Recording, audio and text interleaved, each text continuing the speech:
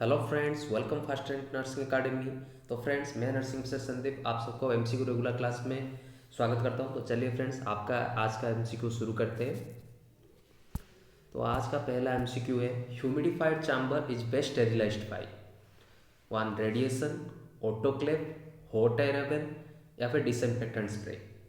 तो फ्रेंड्स, आपका right answer comment box में भी कमेंट कर सकते हैं। तो फ्रेंड, इसका जो आंसर होगा वो होगा ऑटोक्लेव। फ्रेंड, आपका जो भी ग्लास चैम्बर हो वो आप ऑटोक्लेव से ही आपका क्लियर होता है। आपका ह्यूमिडिफायर चैम्बर हो या फिर आपका वैक्यूम चैम्बर हो या फिर आपका सक्शन चैम्बर हो, वो सारे आपका ऑटोक्लेव से ही आपका स्टेरिलाइज्ड होता है। ठीक है फ्रेंड्स, आगे बढ़ते हैं। तो फ्रेंड, दूसरा क्वेश्चन है हमारा, following which is not a sign of neurogenic shock. इनमें से कौन सा न्यूरोजेनिक शॉक का साइन नहीं है। पहला ऑप्शन है आपका वार्म एंड ड्राई स्किन, दूसरा ऑप्शन है ब्राडिकार्डिया, तीसरा है टाकिकार्डिया और चौथा है हाइपोटेंशन। तो फ्रेंड्स, इनमें से कौन सा आपका न्यूरोजेनिक शॉक का साइन नहीं है। तो फ्रेंड्स, इनमें से आपका आंसर होगा टाकिकार्डिया। तो फ्रेंड्स, इसको हम ज़्यादा आसानी से समझने के लिए अगले साइड में चलते हैं।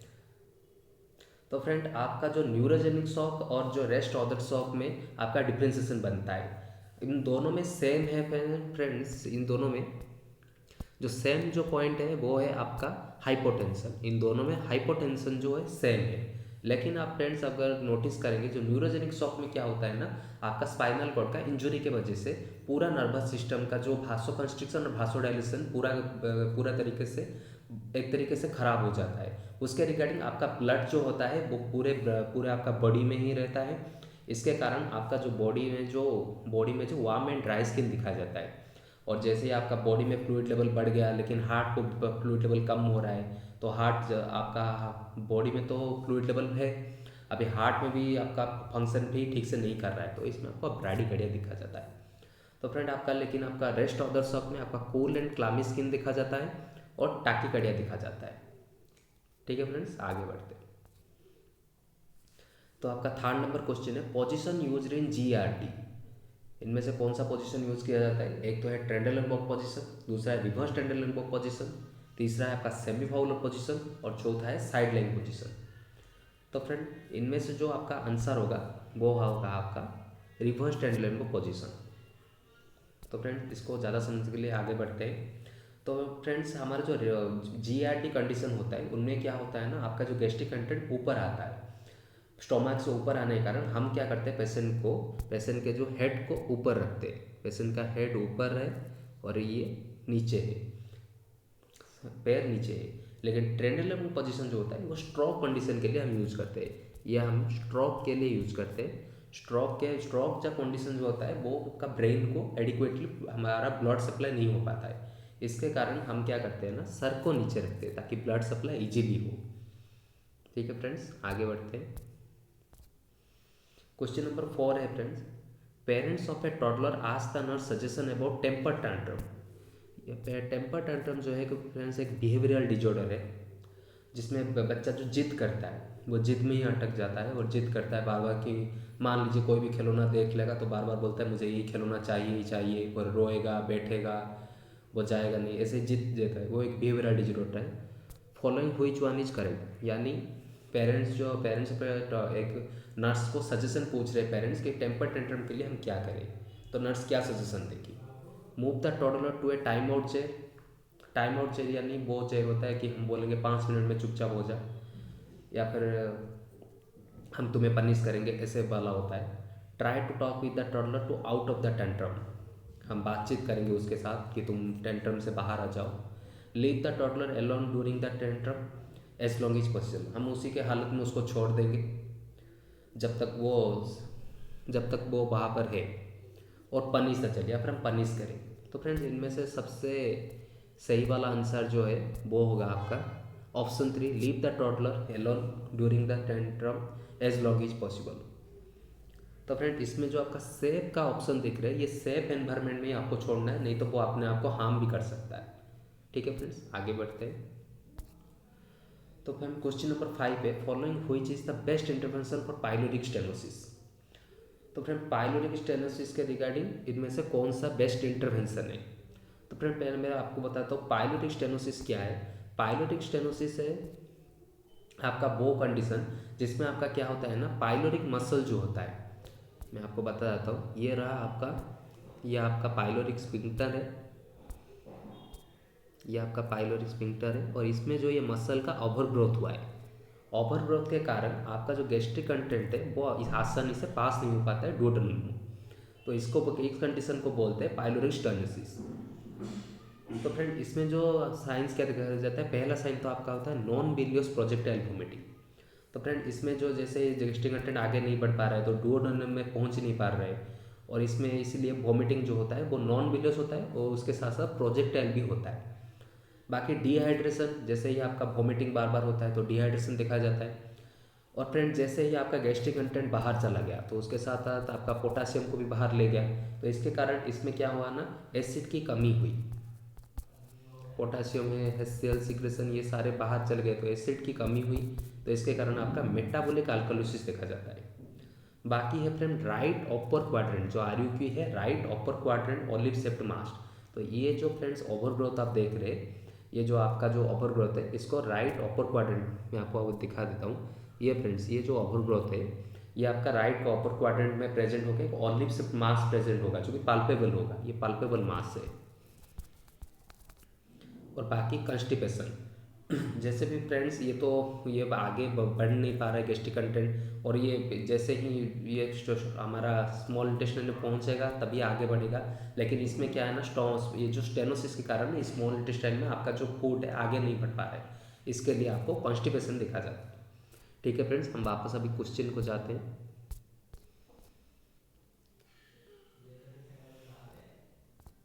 Following which is the best intervention of pyloric stenosis, इसमें क्वेश्चन में पूछ रहा है पाइलोरिक स्टेनोसिस में इसमें इनमें से कौन सा जो आपका बेस्ट इंटरवेंशन रहेगा।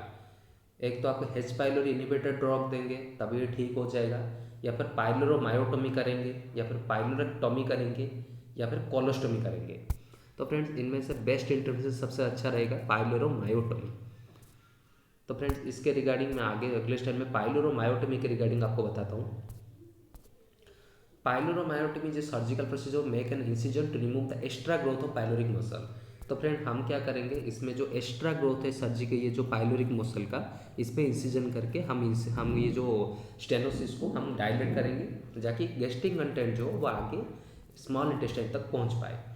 तो फ्रेंड इसमें जब भी आपको बार बार ये क्वेश्चन पूछा जाता है कि इसमें जब हम पोस्ट ऑपरेटिव आपका क्या रोल रहेगा, तो पोस्ट ऑपरेटिवली आपको क्या करना होगा ना, during the post operative raise the head of the bed, आपका क्या करना है ना, बेड का जो हेड का पोजीशन होता है वो आपको रेज करके रखना है। और सबसे बड़ी बात है, आपको क्या करना है ना, पेशेंट को राइट साइड की पोजीशन में देना है। राइट साइड पेशेंट को क्या करना है ना, place on the patient the right side so that gastric content can be easily passed.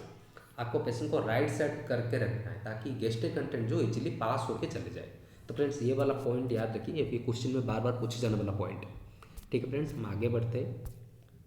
Following which is one is not a sign of pyloric stenosis.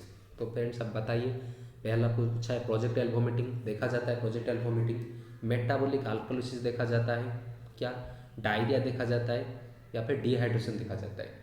तो फ्रेंड आपको जैसे पता है कि प्रोजेक्टाइल वोमिटिंग देखा जाता है, नॉन बिलियस होता है, जो कि मेटाबॉलिक अल्कलोसिस, हाँ मेटाबॉलिक अल्कलोसिस देखा जाता है क्योंकि सारे एसिड जो आपका वहाँ पर ड्रेन आउट हो जाता है।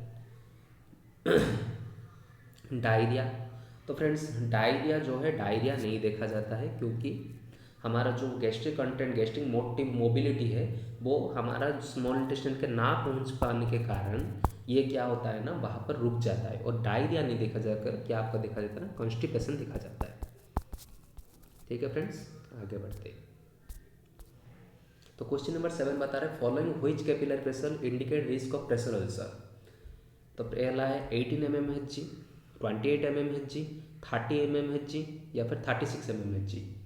तो फ्रेंड्स मैं आपको बताना चाहूँ, आपका अगर जो कैपिलरी प्रेशर 32 mmHg से अगर ज़्यादा हो तो फिर आपका प्रेशर अल्सर का रिस्क रहता है। तो इनमें से 32 mmHg में आपका आता है 36 mmHg, जो कि आपका राइट आंसर होगा। ठीक है फ्रेंड्स, यहाँ पर भी सेम बात बताया गया है कि कैपिलरी प्रेशर अगर ग्रेटर देन 32 mmHg तो प्रेशर अल्सर का चांसेस रहता है। तो तो फ्रेंड्स प्रेशर वेसल का मोस्ट कॉमन एरिया क्या है ना, साक्राल रीजन है। और प्रेशर वेसल को इवेल्युएट कैसे किया जाता है ना, ब्राडन स्केल से इवेल्युएट किया जाता है। और सबसे बढ़िया इंटरवेंशन है प्रेशर वेसल को आपको प्रिवेंट करने के लिए, चेंज पोजीशन इन एवरी 2 घंटे में बार बार चेंज पोजीशन कीजिए, तो प्रेशर वेसल को हम प्रिवेंट कर सकते हैं। तो क्वेश्चन नंबर 8 है friends, following which is the sickle cell gene, sickle में से कौन सा सिकल सेल जीन है? एक है HbA या फिर HbS या फिर HbC या फिर HbB। तो फ्रेंड्स आप राइट आंसर कमेंट सेक्शन में भी कमेंट कर सकते हैं। तो फ्रेंड इसका जो राइट आंसर होगा जो HbS जीन होगा। ये फ्रेंड जो HbS जीन है ये हाईली सेंसिटिव टू ऑक्सीजन होता है, हाईली सेंसिटिव टू ऑक्सीजन, ये ऑक्सीजन के लिए हाईली सेंसिटिव होता है। ठीक है फ्रेंड्स, तो फ्रेंड्स ये जो सिकल सेल एनीमिया है ये एक ऑटोसोमल रिसेसिव डिसऑर्डर है। ये आपका सिकल सेल जीन है, ये देखिए कैसे, ये नॉर्मल जो है डिश शेप्ड रहता है, लेकिन सिकल सेल जो होता है वो इस तरह से सिकल्स की शेप में हो जाता है। तो सिकल सेल एनीमिया एक ऑटोसोमल रिसेसिव डिसऑर्डर है। जो नॉर्मल जीन, जो नॉर्मल हेमोग्लोबिन होता है वो HbA होता है, लेकिन सिकल सेल में क्या होता है ना, वो HbS हो जाता है।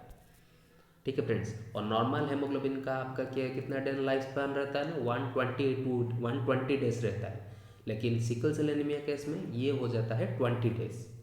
ठीक है फ्रेंड्स, आगे बढ़ते हैं।